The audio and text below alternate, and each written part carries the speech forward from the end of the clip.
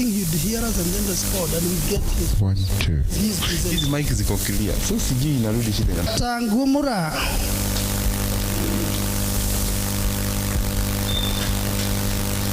We need to hear him from the screen.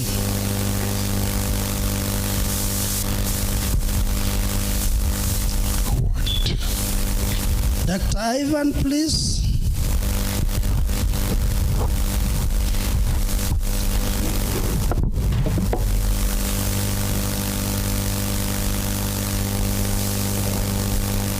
Dr. Ivan, we want to hear him from the screen, please. You are through? Dr. Ivans.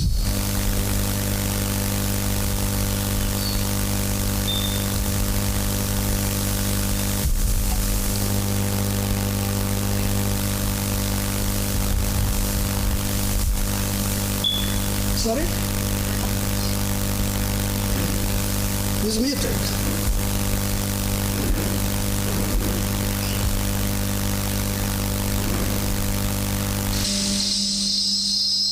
Dr. Ngumura, please. Please, may you unmute yourself and also have the video on so that we can see you on our screen, sir.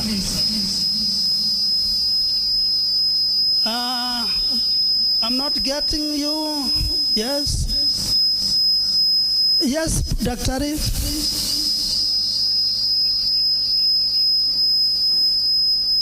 Just unmute.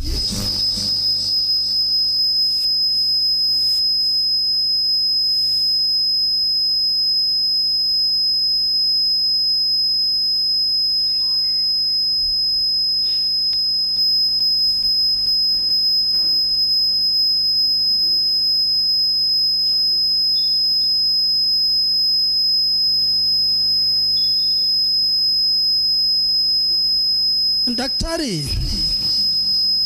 your video is off. Please open up your video.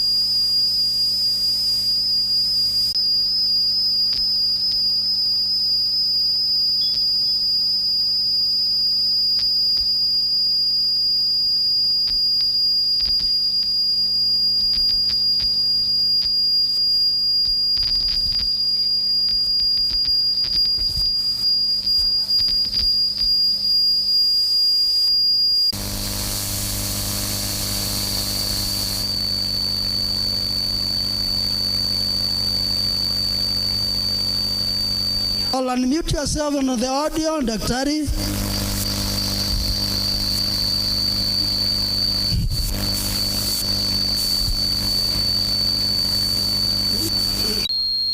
Voice.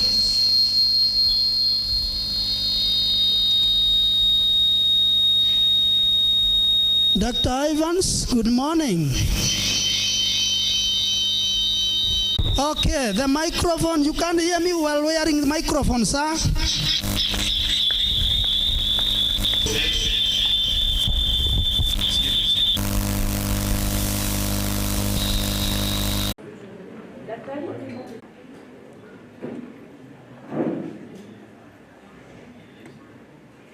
No, I can't hear you on my speakers because you have muted your microphone.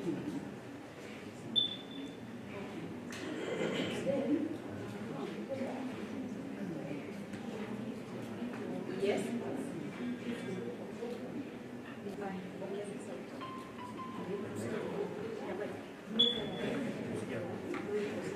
Yes. Teaching chemistry.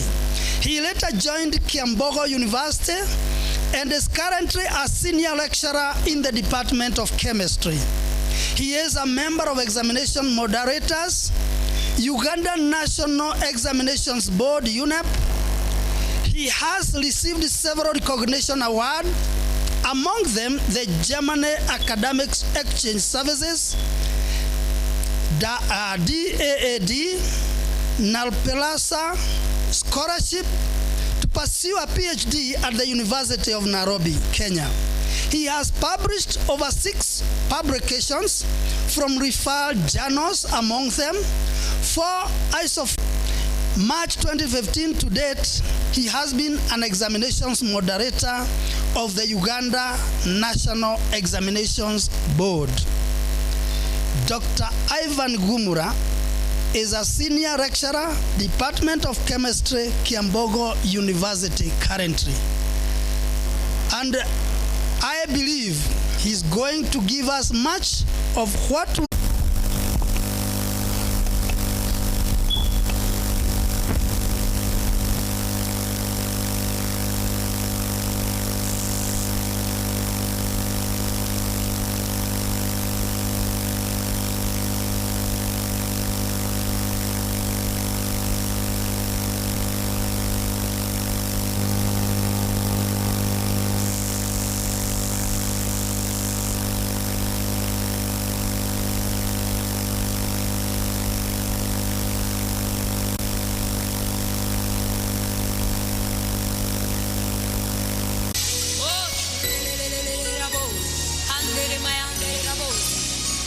there is a God who hears all our prayers. Yes, there is a God who answers our prayers. Oh, there is a God in heaven who answers all of our prayers. Whenever we pray, He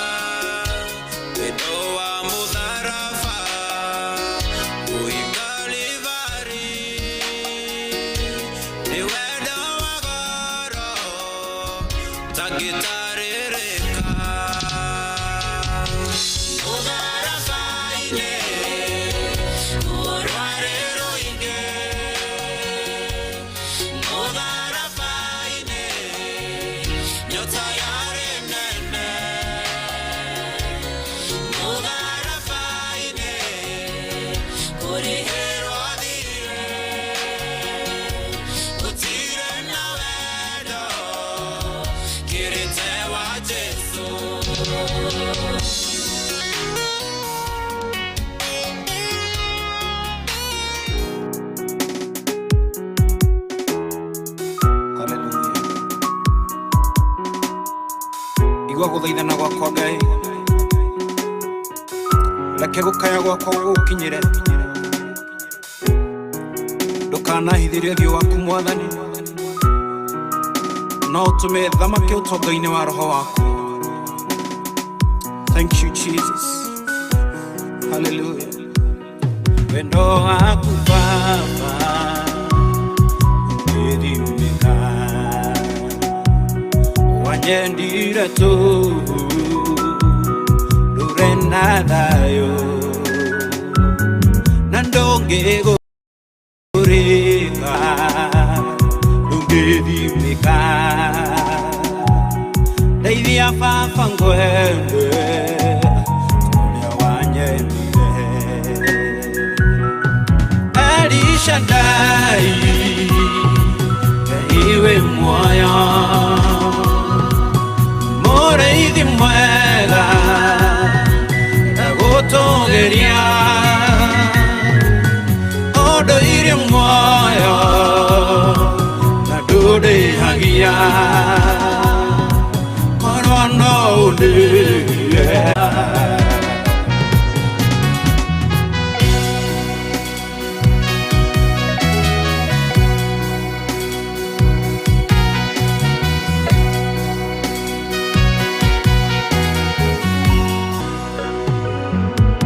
Nikurukira toro yako mwani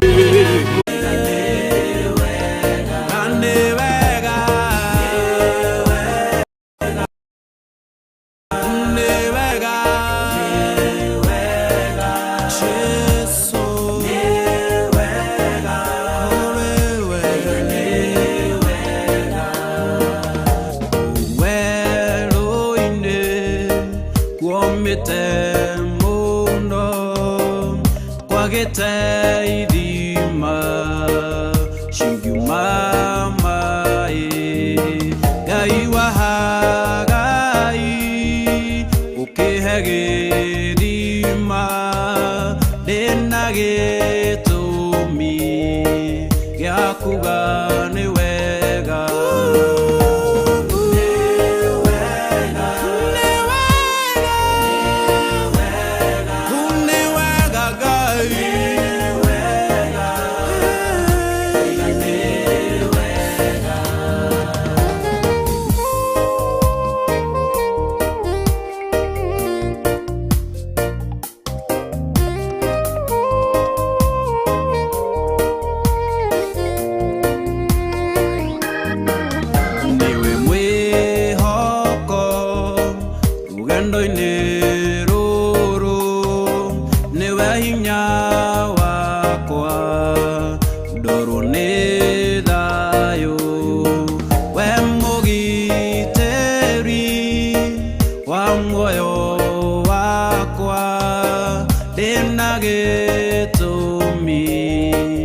yakuga ni wega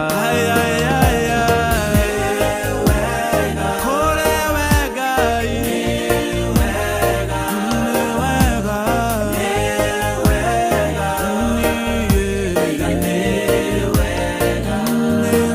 Master of Science degree in Forestry Management.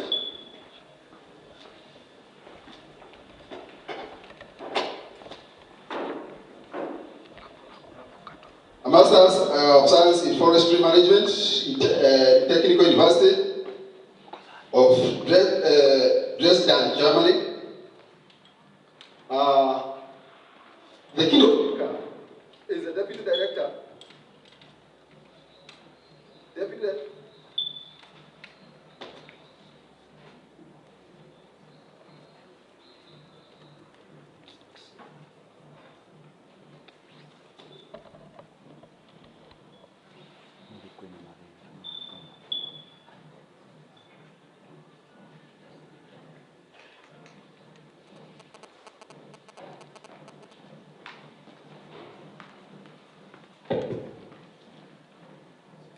So he is a Deputy Director, Socio-Economic Policy and Governance, Carefree.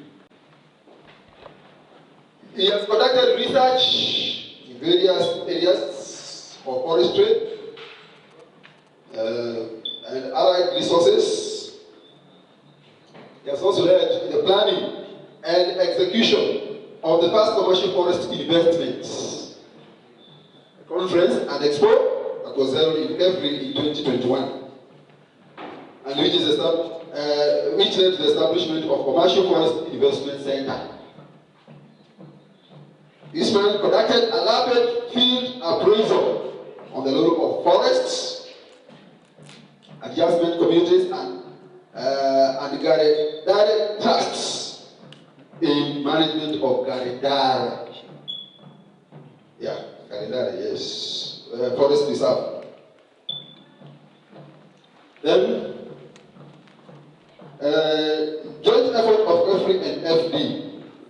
He also organized the first national PFM conference for Kenya to share experiences. That is in June 2007. He was awarded certificate of senior management course at the Kenya School of Government, course 279. He has managed to work with multiple attitudes involved in management of Arabuko Support Forests, Library Forest Department, Kenya Forest Service, Kenya Forestry Research Institutes, and National Museums of Kenya, local community and NGOs. He has over 30 years experience in conducting research in various areas of forestry and arid natural resources.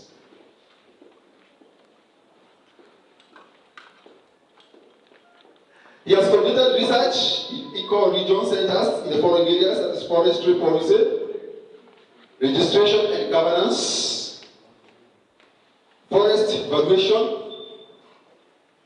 and payment of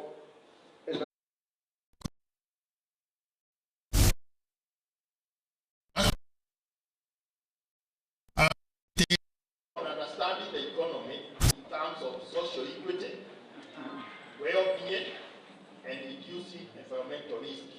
So there is issue of social equity, well-being of people, and also we need to reduce environmental risk.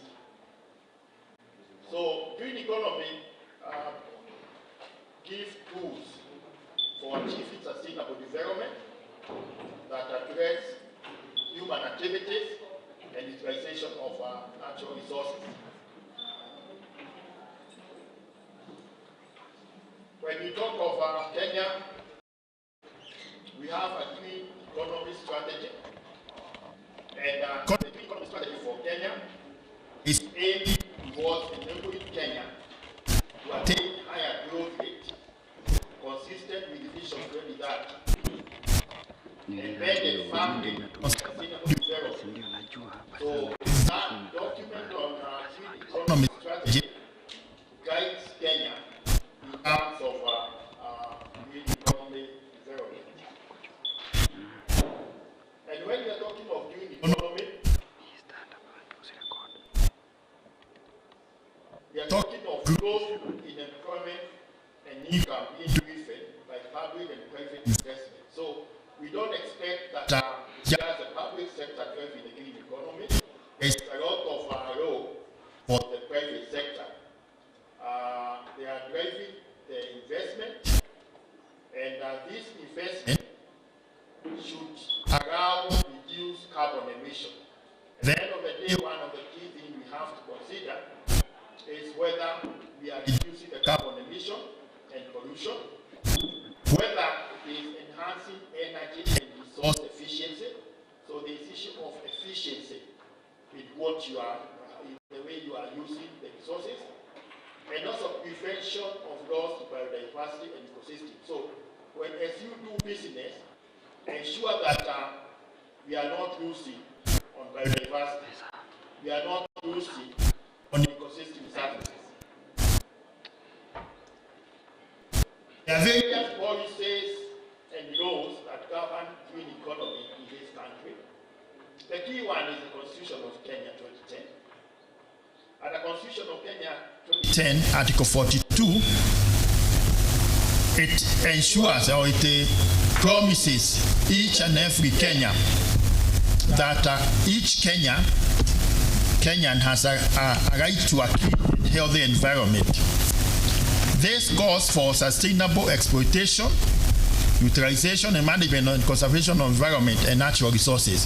So the issue of clean and healthy environment actually is a fundamental right, and which every Kenyan should be able to get.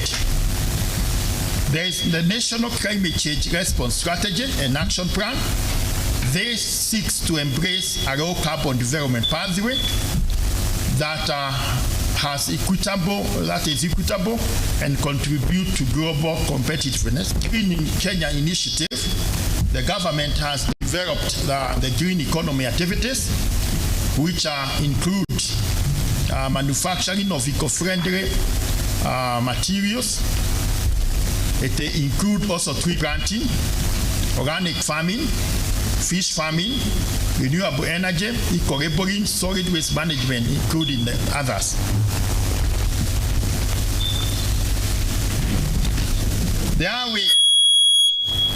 are ways to support green economy to small business, because we should not just be talking to big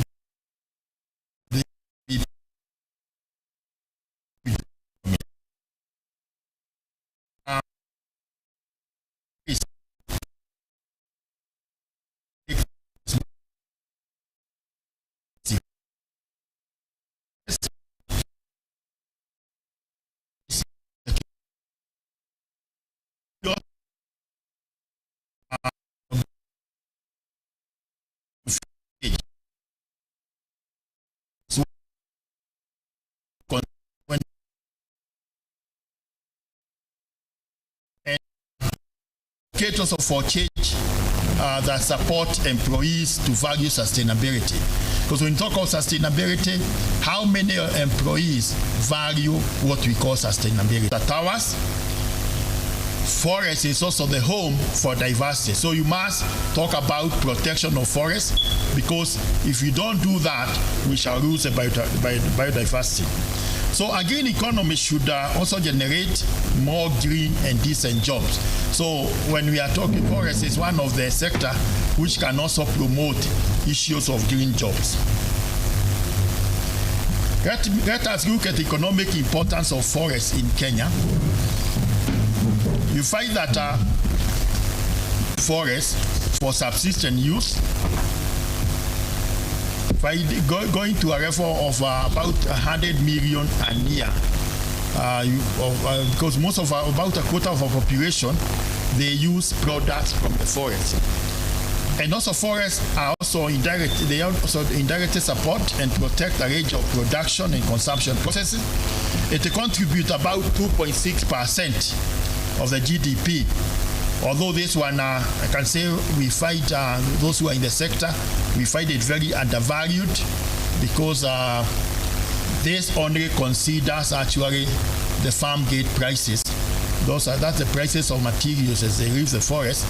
So we are working right now. I'm in a team where we are working with USAID, other government agencies, and US Forest Service, where we are working towards enhancing contribution of forests to the national accounts.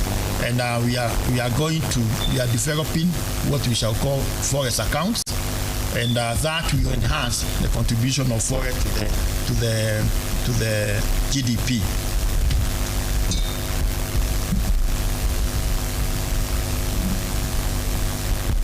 So forests contribute to green economy in Africa also in various ways. Forests will provide wood products. It generates income and jobs. It meets needs for food. There is quite a number of products from forests which are also food related. Of course, we also sometimes do agroforestry, where the intercrop between trees and crops contributes also to the issue of food security. It has medicinal plants. There are quite a number of medicinal plants that come from the forest.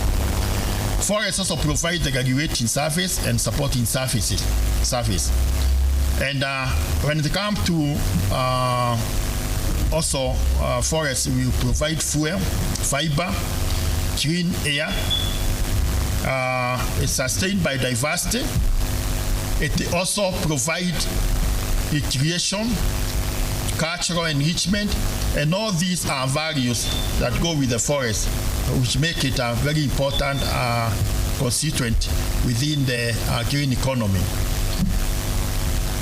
One of the key things I would like to mention is about briquettes, because forests are one of the contribution of forests to green economy is through production of briquettes, and these briquettes they normally replace the firewood, and you find that this majority of our population, about 80%, use firewood, especially in the rural areas. And using firewood has two negative things. You are using the trees, so, and also you are emitting emission. So the briquette is mainly it's used. You use the waste from processing, like sawdust. You can also use waste from the rice straws, and then you process them, and they become materials which you can use for energy, and it contribute 90 and 80%. In the rural areas, it contribute to 90% and 80% of the urban setup. The Gas Bay Africa did a study where it predicted that the current wood fuel is about 12 million meter cubic, and it is predicted to increase to that 4.4 million meter cubic by 2030.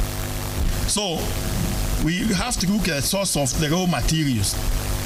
The source of raw materials for briquettes are things like sawdust, agricultural residues, household organic waste, maize cobs, coconut husk, banana husk, and also coffee. And these are materials which would have otherwise been wasted. And briquettes which we produce from these materials, they have more calorific values, and they produce less smoke. The other contribution of forests is when you talk about fruit trees and fruits. And this is where there is a production and sale of quality fruits. We promote economic welfare for the Kenyans through provision of jobs around the value chain, promoting health, well-being, and ecosystem. And the other area where forest comes very closely is honey production and urban household. I now go to constraint in green economy development. One of the constraints is inadequate awareness. And this is a big problem, because when we talk of green economy, green boats, how many Kenyans understand that terminology? I think we need to do more in terms of understanding what is green economy, so that we have more people adopting it. There is also overdependence on forest resources. You find that 80% of our wood fuel is from forest, so we need to reduce the overdependence. Some countries get to the level where they reduce the cost of gas, so that you don't use firewood. Actually, some of our neighboring countries, they have gone to that direction. There is also the issue of top-down approach, where decisions are done at the higher level and the people on the ground come to implement. That does not work well. There is also inadequate resources. The issue of inadequate resources in forest is a big issue. Actually, the last 3 days I was in a workshop in Naivasha, where we were discussing how to enhance forest financing in the country in order to promote commercial forestry. There is duplication of forest resource management activities. You find that we need to find that we reduce those duplication. There is also high cost of implementing green economy activities, such as installation of solar panels. Of course, if you are installing solar panels, the first installation is very expensive, but later you can recoup with the time. There are various recommendations in green economy development. One, there is need for more training on green economy related activities in relation to forestry among stakeholders and institutions. And I'm happy that I'm speaking to a national polytechnic, which should be one of the arms which should be trained on this issue of green economy. There is need to interlink green economy activities with other integrated sectors, such as forest sector. So that linkage, because green economy is cross-cutting, it cannot be just within one sector. There are some activities which we done. There is need for increasing stakeholders' participation and involvement of gender within green economy related activities. So as we speak about green economy, gender inclusiveness becomes very important. And here we would like to see the participation of women Also participation of the development. 4, there is climate change activities in green economy development. 1, green economy can lead to job creation in energy, environment, forestry, and water sector. So we talk of green jobs, and that is very important in jobs. So even in Kenya, we need to start talking about green jobs. There is promotion of forest ecosystem services. So let's promote the forest ecosystem services, things like water, hydropower that can be used. I have seen in some countries, some villages, even Kenya KTDA, they are coming up with small projects for hydro electricity generation, and it can supply a whole village. Failed because of good governance, issues of governance. So as we go through green economy, can we promote good governance? There is need to promote gender empowerment. I think I had already mentioned this. Gender empowerment is to be able to take up activities within the green economy. There is need to have control soil erosion through planting of trees and bamboo. So we have agriculture being the mainstay in this country. As we do agriculture, there is a lot of soil erosion that can happen, so we need to control that. I'd like to just mention about the forest. Forest is one of the biggest carbon stock in the. It's one of the biggest carbon stock because forests contribute to 86% of the terrestrial above ground and 73%. 83% is above ground and 73% is below ground. So when you are seeing a tree standing, you should note that what is above ground and below ground is almost the same. And so when we remove the tree by cutting, we are actually losing a lot of carbon. And so we need to think of how we can sustain. You do plantation forest, you have to do it in a way that is sustainable. There are emerging issues in green economy development, and the need for social inclusion and equity. This cannot be overemphasized. Establishment, courage here. There is opportunity in that issue of recycling of waste. Then promote use of improved technology in forestry. We need to promote, because right now the technologies in forestry are outdated.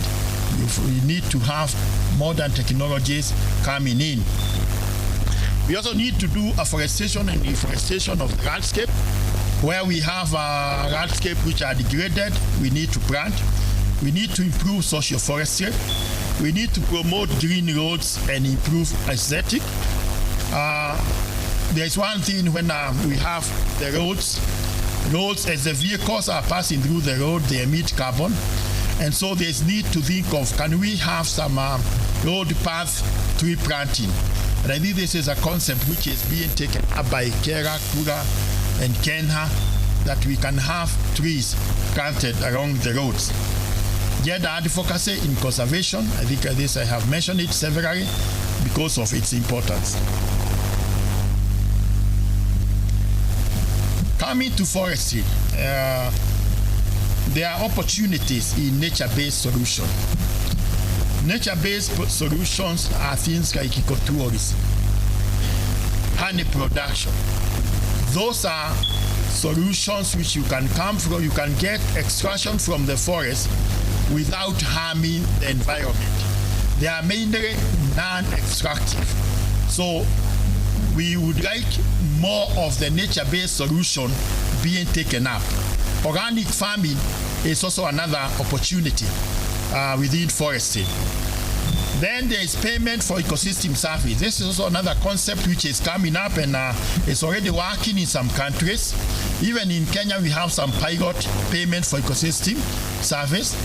And the idea behind payment for ecosystem service is where the user of ecosystem services like water plow back such that you can give incentive or you can give reward to the person who are producing. And that has worked in some countries with a lot of success. And when we are talking of services, we are talking of water, we are talking of services like even carbon. When we talk of carbon, we are talking of international payments. But for water, it could be local payment. This become important for a country like Nyandarua, which has a lot of resources. We also have a 30% tree strategy. I think you have heard the president talking about 30% tree strategy. And this is an ambitious program by the country to plant 15 billion trees by 2032. And this is possible where all of us are working together. It can never be done by the government alone. In this strategy, we are looking at individuals who have piece of land to plant trees, institutions. We are also looking at the areas within the gazetted forest which are open so that we plant. And this calls for concerted effort by all parties. And we have come up with a strategy. I think it will be launched very soon. And we would like to see whether we achieve this. If we can achieve this one, I think a lot of things can change in this country because even the prevailing weather condition is likely to change for better. We're also talking about smart agriculture. We are also talking about commercial forestry. In commercial forestry, what we are trying to come up with is forestry as an enterprise, that you can do forestry as a business. You can plant trees which you can harvest. If you plant eucalyptus, you harvest within 7 to 10 years. The other pines and cypress is about 20 years. So our country has an environment which is conducive to tree growing.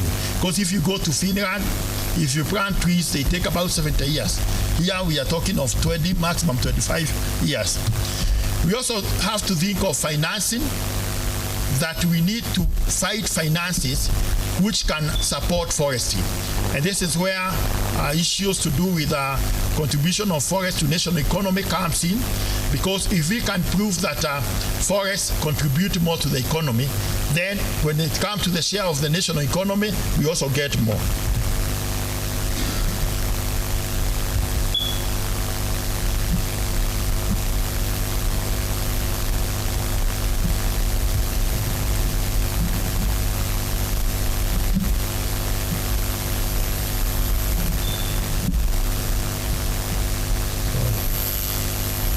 So as I wind up, I'll just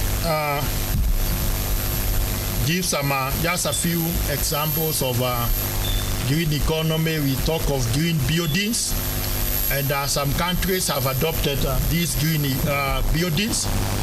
And in US, Australia, this is happening in a big way. In Kenya also, there are companies which are coming up with the concept of green building.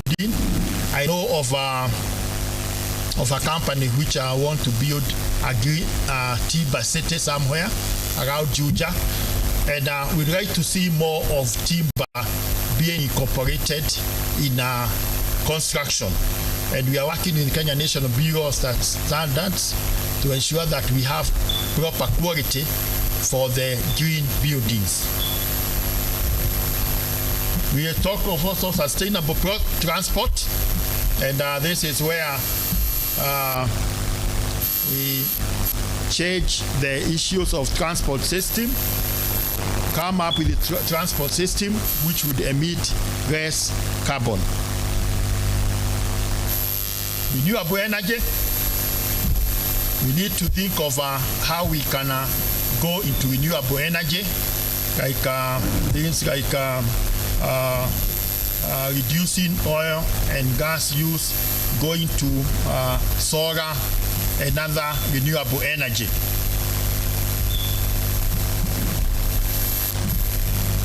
Yeah, there's a case study for Nigeria whereby the the biofuels industry,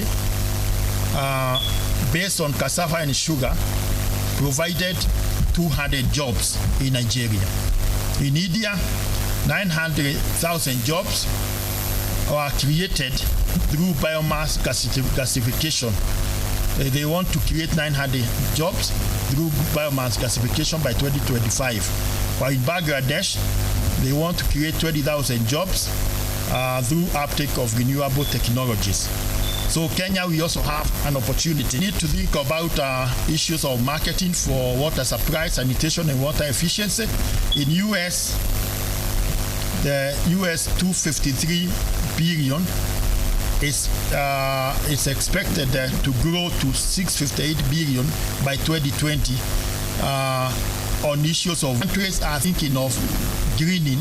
Let's also move up with those small enterprises which can be done efficiently, and when we also demonstrate that they are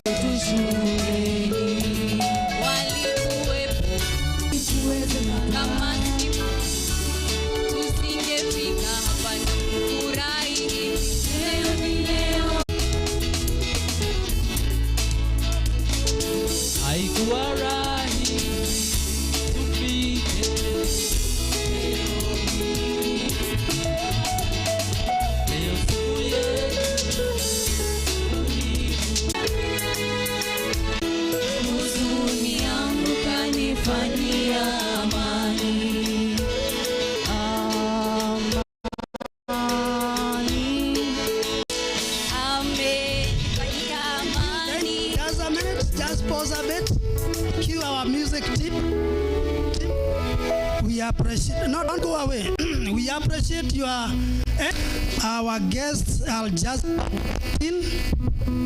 We request as they come in, we all stand. We request the time they will be coming in, we all and we sit down. Thank you. We sit down when they have already occupied their seats. I'll tell you when to sit down, please. Are we there? So we ask all our guests and all of us in the plenary that when the chief guest and her entourage, so enjoy your life as much as you can when you have the opportunity. Please, amen.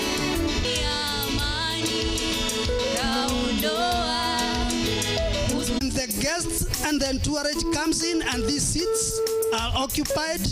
If there be some gaps, those in front can fill them so that we don't have a gap between those. All are seated and you see there are some seats in front. Please step forward, sit in the next seat ahead of you. Thank you. Please sit.